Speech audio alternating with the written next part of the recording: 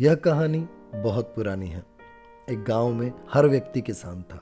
उस गांव को किसानों के गांव के नाम से जाना जाता था, क्योंकि लोगों को खेती के अलावा और कोई काम नहीं आता था। उस गांव के लोग ज्योतिष में बहुत विश्वास करते थे। एक बार उनके गांव में एक जाने माने ज्योतिषी का आगमन हुआ। सभी गांव वाले उस ज्योतिषी के पास पहुंचे और गांव का भविष्य जानना चाहा। ज्योतिष ने भविष्यवाणी करते हुए कहा, अगले 10 साल इस गांव में बरसात न होगी। तुम सब पानी की एक एक बूंद के लिए तरस जाओगे। इस गांव में अकाल पड़ेगा। अगर तुम सब अपने और अपने परिवार की जान बचाना चाहते हो तो इस गांव को खाली करके किसी दूसरे गांव में बस जाओ। उनकी बातें सुन सभी गांव वाले बेचैन हो उठे। उन्होंने घर जाकर सामान बांधना शुरू कर दिया और सबने फैसला किया कि वो अगली सुबह गांव खाली कर देंगे। उस गांव में एक परिवार ऐसा भी था जो भविष्यवाणियों पर यकीन नहीं करता था। उस परिवार का मुखिया था हरिया। उसने अपने बीवी और बच्चों से कहा कि वो गांव छोड़कर नहीं जाएंगे और ये सब बेकार की बातें हैं। इतने साल तक सूखा नहीं पड़ा, अब क्यों पड़ेगा। जब गांव वालों को इस बात का पता चला कि हरिया उनके साथ नहीं चल रहा, तो गांव के कुछ बुजुर्ग व्यक्ति उसके पास पहुंचे। उन्होंने कहा, तुम हमारे साथ चलो, तुम यहाँ भूखे मर जाओगे। लेकिन हरिया अपनी ही जिद पर अड़ा रहा। उसने सभी गांव वालों के साथ जाने से इनकार कर दिया। अगली सुबह सारे गांव वाले गांव खाली करके चले गए। अब पूरे गांव में केवल हरिया का परिवार बचा था।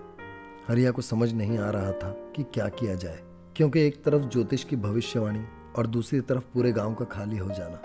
2-3 दिन बाद हरिया ने सोचा, क्यों ना हल लेकर मैं अपना खेत ही जोताऊं, क्योंकि जो काम है वो तो होता रहे। उसने खेत जोतना शुरू किया। पहले दिन निराश हताश होकर वो घर लौटा और ये सिलसिला 3-4 दिन चलता रहा।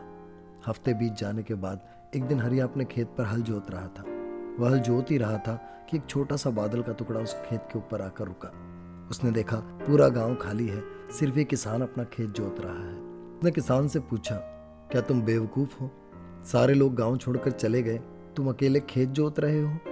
यह सुनकर किसान ने बादल से कहा, क्या आपको पता है कि मैं खेत क्यों जोत रहा हूँ? इसके पीछे एक बड़ी वजह है। उसी वजह के कारण मैं काम कर रहा हूँ।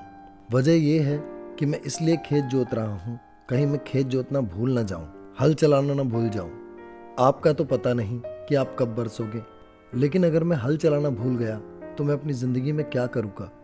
बादल ने सोचा कि जोशी ने तो भविष्यवाणी कर दी है कि 10 साल तक हम नहीं बरसेंगे। अगर हम बरसेंगे नहीं तो कहीं हम बरसना ना भूल जाएं।